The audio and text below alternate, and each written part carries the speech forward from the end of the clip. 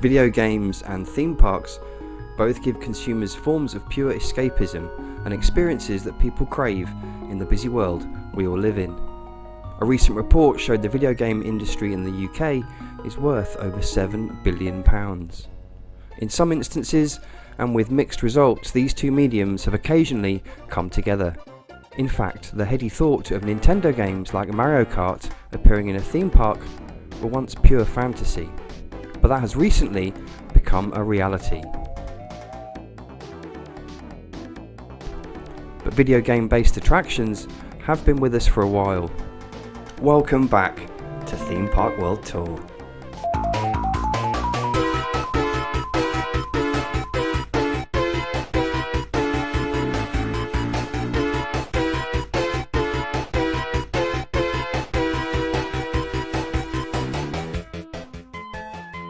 We start this journey in the USA. Tomb Raider, the ride at Kings Island in Mason, Ohio, was a brilliant attraction. Okay, it was more based on the films, which derived from the games, but still. It was eventually renamed The Crypt.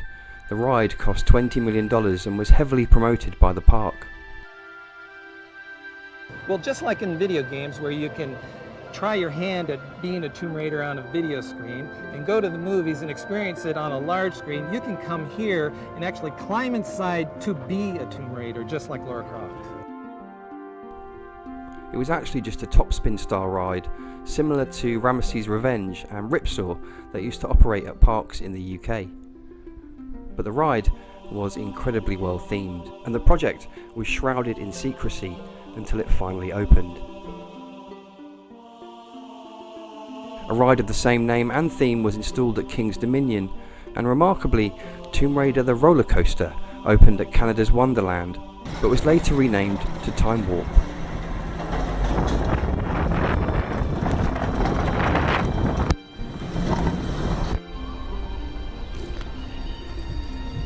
Movieland Studios in Italy also had a Tomb Raider themed ride.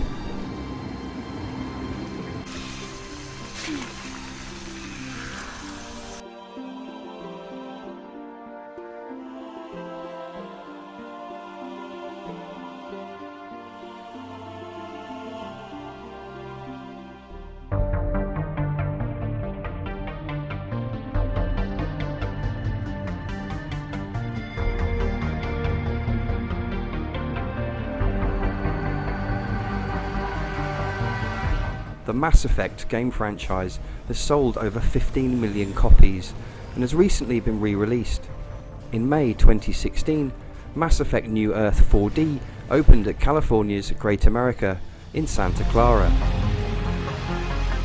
Actors help take you through an immersive story, and although probably already looking dated next to the likes of Rise of the Resistance in Galaxy's Edge, it's an impressive ride set against the timeline of Mass Effect 3. And it's been a must-do for fans of the franchise.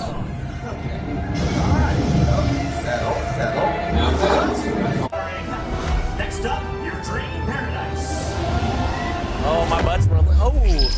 Approaching Terra Nova. I've got nothing more to say to you.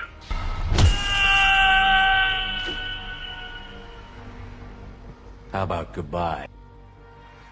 Before we leave the USA, it's time for a legendary character from the gaming world, and time for Six Flags to get involved. Have a Six Flags Day, everyone. Maybe not. Pac-Man Land, or a children's play area painted yellow, did appear at Six Flags over Texas, and you could even meet Mr. or Mrs. Pac-Man. Opened for only a couple of years in the mid-80s, I'm sad not more has been made of arguably the most iconic video game character of all time. Another fairly recent game franchise, Plants vs Zombies, has also remarkably had its own theme park attraction at Carowinds. It's got this unbelievably cool queue line, after which you all sit down in a line and shoot things in 3D. Like a lot of similar attractions, you get a score at the end and take some bragging rights over your friends and family. I must admit that for all the amazing games out there that you could do something with, why Plants vs Zombies? But it is a very popular game.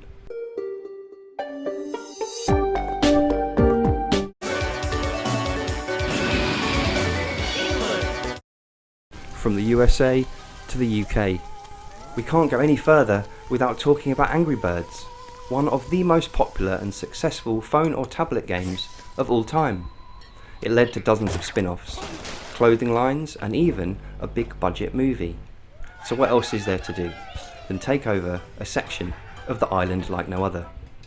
This is the Thorpe Park Resort in the UK. It's a thrill seeker's paradise, quite close to London. It had an Angry Birds 4D cinema, a drop tower called Detonator, and some themed bumper cars. Sarkaniemi in Finland also has an area of the park dedicated to Angry Birds, as well as Angry Birds activity parks at quite a few locations around the world. Although to be honest, I failed to see how any of these lands and attractions really connect with the original game, but they do always look really cool.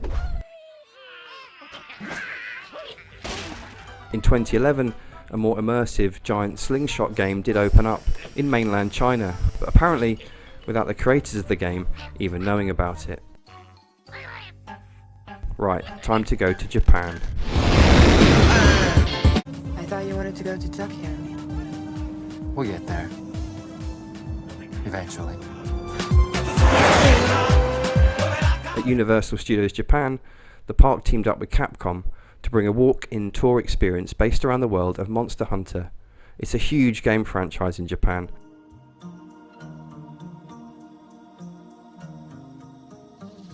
And I hope that we'd see something more made of this IP, and recently we have. A new VR experience recently opened up, giving fans of the franchise a chance to really immerse themselves in this fantasy world.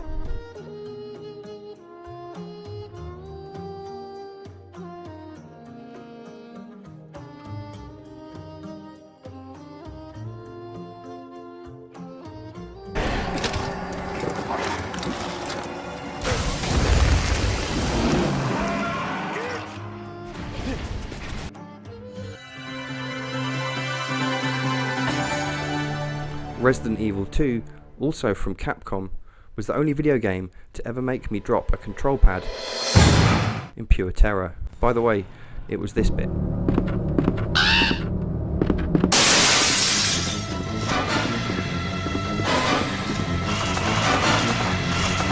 The Resident Evil franchise just keeps on giving, widely known as Biohazard in Japan. Universal Studios Japan have Biohazard the Real haunted house themed attraction where you'd be given a laser quest style gun and could shoot all the zombie actors. Universal Studios Japan から期間限定新アトラクション。あなたは銃を撃ちゾンビに立ち向かう。緊張もアドレナリンもマックスに。バイオハザード・ザ・リアル。生還率限りなくゼロ。We've seen similar attractions all across the world, but without the Resident Evil or Biohazard IP.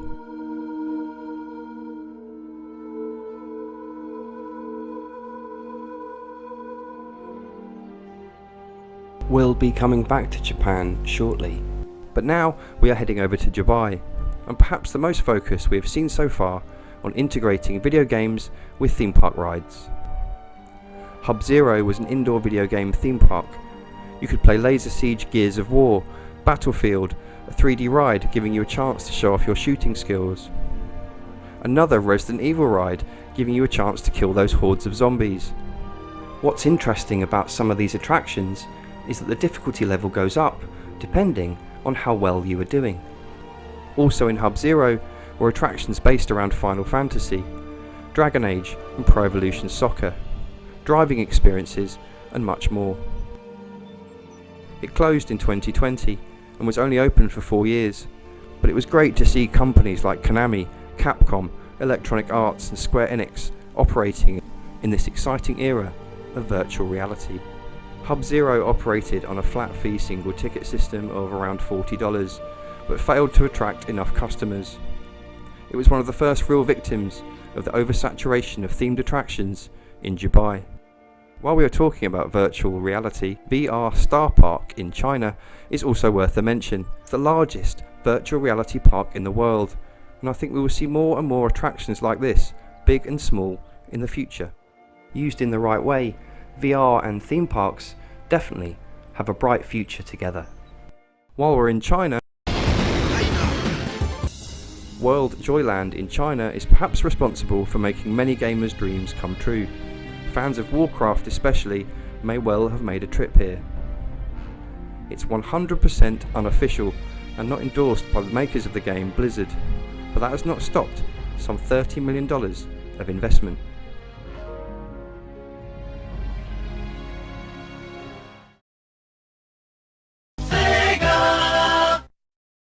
I was worried we might not get through this video without mentioning Sega, but honestly, how could we not? Joyopolis game parks were once opened all over Japan and China. Most have since sadly closed, but a few do remain.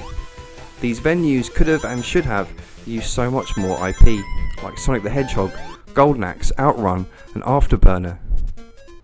Beyond a couple of basic branded games, nothing really stood out and they were just decent arcades of their time. One of the coolest attractions at these venues was a giant version of Virtua Racing. You could sit in a seat and race your friends. Rail Chase was also one of many souped up arcade games in what was essentially an indoor video game theme park. Around the world there were once nearly 30 branded Sega parks. British viewers may remember Sega World in the Trocadero in London, and we might come back to that one day in another video. What I would say though is once again Sega failed to make the most of their brand and their most popular games and characters. Sega Republic, also in Dubai, tried to go some way to covering over these past failures. It was a section of the Dubai Mall, mostly filled with Sonic-based rides, but it closed in 2017. Before we move on, we can't not mention Sonic Spinball at Alton Towers. You could also once stay in a room themed entirely on Sonic the Hedgehog. Sonic Spinball was one of 2 roller coasters that were purchased. One went into Chessington World of Adventures and still operates today as Dragon's Fury. Sonic Spinball eventually became Spinball Whizzer. It's one of my daughter's favourite rides at the Alton Towers Resort. It's not the only time the world's fastest hedgehog appeared at the Alton Towers Resort, but the character was part of Toyland Tours, a much loved dark ride. Sonic was removed from the ride when it was changed to Charlie and the Chocolate Factory. Nintendo have dabbled before in the theme park arena. Poke Park, a pop-up temporary park dedicated to Pocket Monsters, was a huge success.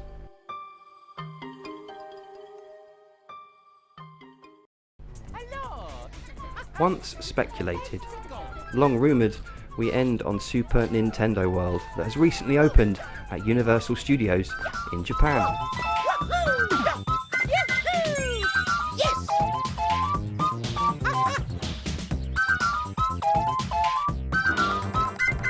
The main ride here is of course Mario Kart.